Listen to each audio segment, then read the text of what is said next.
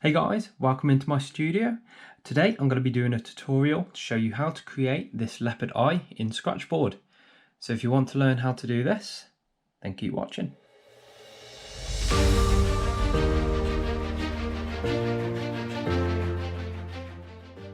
Hey guys, like I said, today we're going to be doing this leopard eye tutorial. The first part of this video is going to basically be an intro into the different materials that I use to create this piece and a little bit about the drawing up process that I use. If that interests you, then keep watching. If not, then fast forward through to about 10 minutes 30 and that's when the actual tutorial will start. This video is probably going to be broken down into two parts, so keep an eye out for both parts. So we're going to start with this 5x7 scratchboard.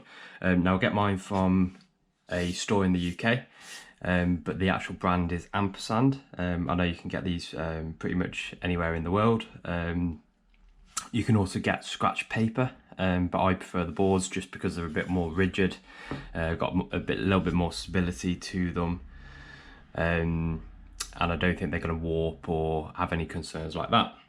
Now you don't have to have all of these tools, but I find the more tools that I have to create my pieces, the different techniques that I can get, but you can get the majority of them just through really just using this. So this is my X-Acto knife, number 11 blade. Nothing really special about this. I think I got it at Hobbycraft in the UK, but you can pretty get that from every craft store, wherever you've got one. I also tend to use this. So this is again a craft blade, but it's from a company called Slice.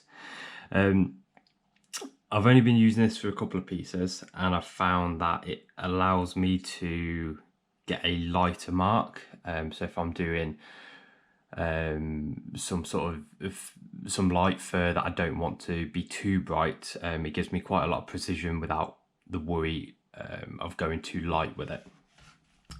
On the opposite end, I've got this. You can get these with, I think they're made by Ampersand.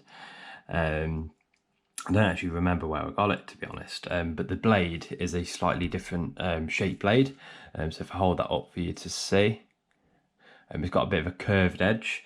This allows me to get very, very bright highlights, so I'll use this when I'm doing the lightest, whitest part of the fur. So I've got that. I've also got a variety of tattoo needles, varying from ones with just a single, you probably won't be able to see this on camera, but a single point, to one that's got quite sort of multiple points. There's about 9 points on that one, and again just allows me to create different types of fur. Another tool that I use is Faber-Castell Pit Artist pens. So these allow me to go back in, re-establish some darks. If I accidentally go a little bit too white or too bright with one of my strokes, it allows me to sort of go back in and rectify that. You can't rectify it completely, but you can hide things a little bit easier by using these. But again, like I say, you don't have to have all these materials. You can just stay with the X-Acto knife and that'll work just fine for you. Another thing that I tend to do, not everyone tends to do this, but I tend to wear these gloves. It just stops, I find before you varnish one of the scratch boards, you leave a lot of fingerprints and a lot of marks from where your hand's been, from the oils from your hand, sorry. So I find that these just help prevent that. But you can get them anywhere as well. You can get them online, off Amazon, wherever that might be. So I'll show you the reference photo that we're going to use. So I'll pop that up on the screen now for you, just so you can have a look. This is a free reference photo that I've got from, I think it was Pixabay. So if you go on Pixabay and type in leopard or big cats, this is one of the photos that I chose. So this one's a free one to use, so if you want to follow along, if you want to have a go at this tutorial yourself, you're more than welcome. Now I've cropped this one down so that you can see sort of a 5x7 area. So this is the area that we're going to focus on. Mainly focuses around the eye and the fur structure surrounding the eye. In order to transfer my line art, obviously I don't want to teach you guys how to suck eggs. You know, most of you might already know how to or how they would find best way to go about transferring your line art. Obviously, like I say, this is just the way that I'm going to do it, and I'm only showing you just in case you don't know. It'll give you a good insight into how to do it. So I'm using black graphite transfer paper. I know you can get this in white as well. A little bit harder to come by in white, but you can get it in white.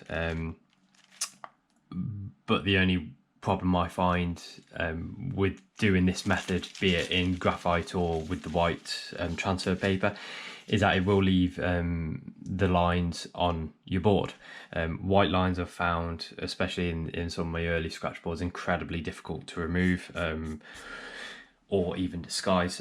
Whereas what I find with the graphite lines is that you can hide them quite well. You can, if you scratch over them, they can disappear, and also I sometimes use some of the black scratchboard touch-up ink, and that will help remove them as well. I've not really found another way of transferring yet, so you know, if you've got any tips or tricks, please, you know, let me know, drop them in the comments. So I'll show you how, like I say, how I go about doing this. I find it's best if I normally secure my scratchboard down to my surface, because as you can see, it's not very stable, it will wobble about, and if it does that when you transfer in, one of your lines might become a little bit skew with. So what I'm going to do is I'm going to get some Scotch tape. I'm just going to rip a couple of strips of these off. Also, I do apologise, I know I say quite a lot and it can get quite annoying, so I do apologise for that. So sorry if it annoys you. So I'm going to secure that down, and then that way, even if I knock it, it's not really going to go anywhere unless I really give it a bit of a push. So in order to transfer mine over, I use an embossing tool. I don't really use a pen, so I used to use a pen. There's nothing wrong with using a pen. I just find I like to use this. So this is just a standard embossing tool, but I've got quite a few different nibs for this, so they are quite small at one end, going up to quite thick at the other, therefore I can emulate the sort of marks that I want to show. So with the graphite paper, you can use it more than once. As you can see, I've got some of my other drawings on there all ready for this. And all you're going to do is slide it under, make sure it covers all of your line art. Then what you're going to want to do is do a couple of little test scratches, just to make sure that you are getting marks, because the last thing you want to do is spend, you know, 15-20 minutes lining this out and then realise that it wasn't actually going through, or you had the graphite paper the wrong way up, which I've done before, unfortunately. And then you probably can't see that on camera, but I can see that it is leaving some marks there, which is good, so that's fine. I'm probably going to just speed this area up, because you're not going to want to see me just re-going over my line art, or I may just cut out that footage altogether, we'll see. But once I've done this, we'll get stuck into the drawing. Okay, so there we are. We've transferred our line art over onto our scratchboard. You probably can't see it on camera, obviously, because the lines are quite faint. I'll try and show you. I don't know if you can just about sort of see those lines. It's just enough really to help guide you, so that you don't get lost within the piece. One other thing I just wanted to mention quickly about my line art, you may have noticed there's quite a few sort of lines in different directions.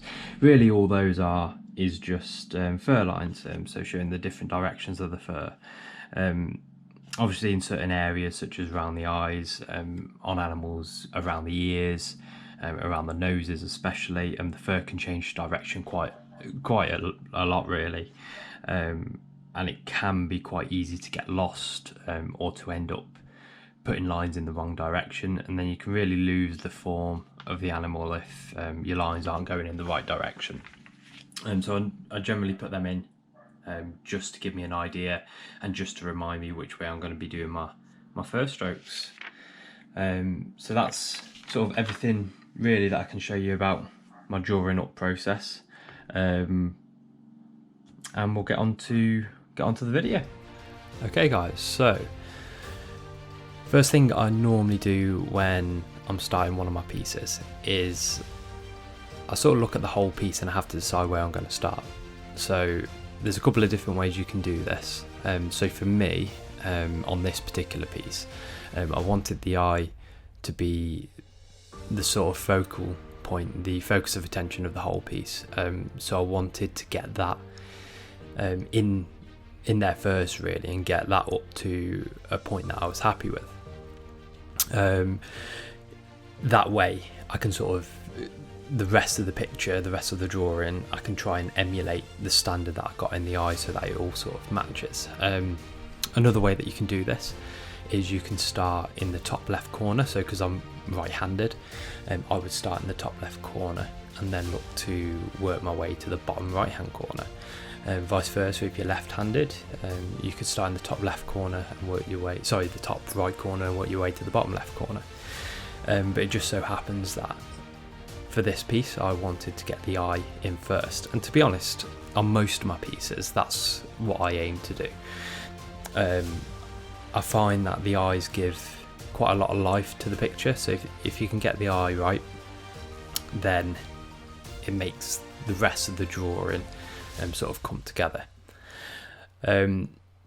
So when you've got your sort of starting point and where you want to start, you have to start thinking, right, how am I going to tackle this? And basically it's about thinking, how am I going to get the textures that I'm seeing in the picture? How am I going to emulate that on my board? So I had a couple of ways that I could have done this.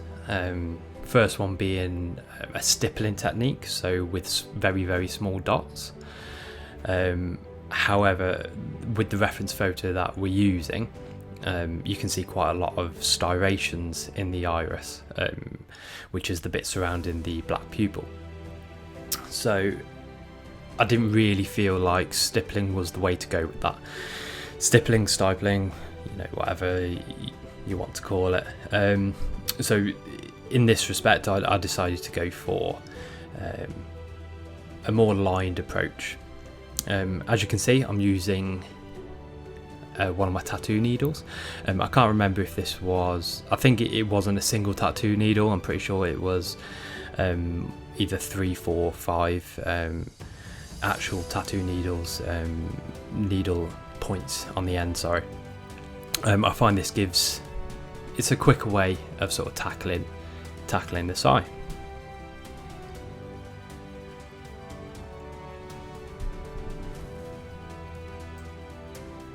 So what I'm going to do is I'm going to put the reference photo up on the screen as well, so you can sort of see what I'm looking at when I'm doing my my picture. It's always good to try and have your reference photo as close as possible. So I know you can't see it on the recording that I've done, but I've got a iPad just sort of in front of me from where I'm working, so I can just look up, see what I'm working on, hold my picture up to that if necessary, and sort of compare, have I got my lights light enough, have I got my darks dark enough. You could always print out a reference photo as well and have that just next to you.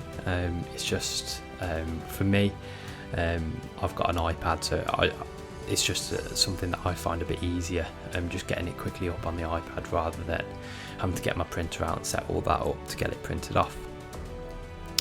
So currently the video is running at about 3 times normal speed, as you've just seen. I have slowed it down now to real time, so you can see how quickly this sort of comes together, if that makes sense. So you can see that all I'm doing is doing these short strokes. I'm not trying to get one long stroke from the centre of the pupil to the iris. I'm doing lots of short little strokes, and I'm slowly building up the texture that you're going to see in the eye. So what you want to try and avoid with something like this is going too light too quickly. I find in order to get quite a lot of realism in my work, it's all about layers for me. So it's one of the reasons really that I use the tattoo needle, especially for this part. It stops me from going too bright too quickly. And what I'm making sure is I'm very careful when I'm looking at my reference photo for this element, just because these striations, the angle that they're coming off the iris, the pupil, it's going to give the eye the form that you want. So if you're not putting these striations in the correct direction, then you're probably going to get a bit of a wonky looking eye, to be honest. Now, don't be afraid to rotate your board, as you can see that I've done here. This just allows you to get those strokes in the right direction a bit easier. You don't want to be bending awkwardly around your work to try and get these in place. So I find it a lot easier just to rotate my board around, so you'll see probably quite a lot of rotation going on through this.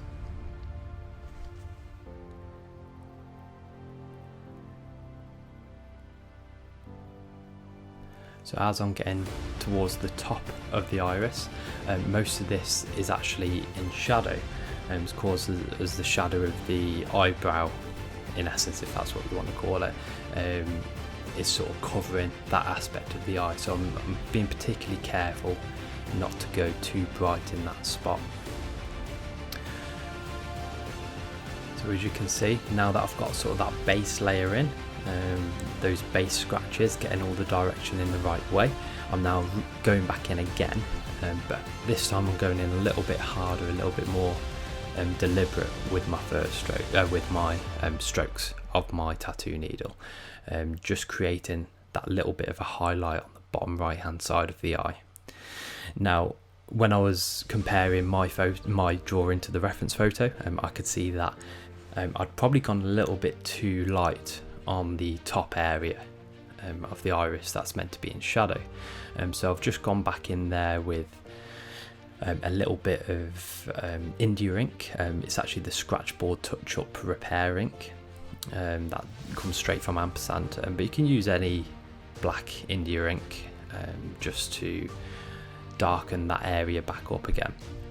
So all I've done is I've mixed it with a little bit of water, probably 2 or 3 drops mixed in with some water.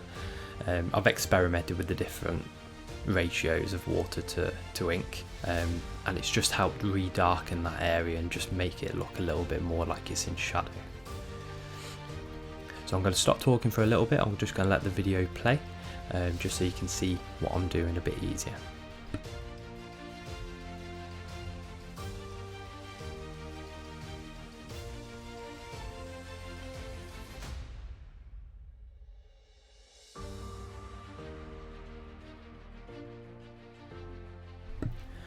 So I just want to pick back up here. Obviously this is, you can probably see this slightly different tool that I'm using compared to the other tools that I've been using so far. I did show this at the start of the video. This tool, it's actually an Ampersand tool that comes directly from Ampersand. But the reason I use that is I've found that I can get quite bright highlights with that. So that's why I've used that for these highlights in the eye. And I find, to be honest, the eye doesn't really get much life until you get these highlights in. So in my opinion, I can see as soon as I've got those bright highlights in, I can really start to see some life in the eye, goes almost a bit glassy, and that's when I know that I've sort of got the right amount of brightness. I'm using that as well as a point of reference. So when I've looked at my reference photo, I've looked to see where's the brightest white that is in my picture, because I'm not going to be able to get much brighter than that. So when I've looked, and as you can see in this reference photo, really the highlight in the eye is one of the brightest areas. So I'll try and get that in quite early in the drawing. That way I can judge my other values off that, so I know if my iris is the right almost the right tone, whether the darkness that's surrounding it is that dark enough, because that's what's going to make your drawing really pop, is having the right level of brightness and the right level of darkness. So just on this underneath section of the eye, this is almost just the bottom eyelid of the leopard. So I'm using a slightly different technique to get this. So as I said at the beginning, it was a choice between really stippling or this sort of lined action for my scratchboard. So I decided, because the area is quite small underneath there and there was a little bit of variation in the lights and the darks in that area, I decided to go with a stippling effect or a stippling effect for this area. I found it worked pretty well. It allowed me to get in, because it's quite a small space, as you can see, so sort of a cross hatching would have been a little bit more difficult for me to achieve. Obviously, like I say, experiment with this. You don't have to follow exactly what I'm doing. I just found stippling on this element and this little aspect of the drawing to work a little bit better for me. But by all means, try cross hatching. You're not going to know what suits you best until you try it, really.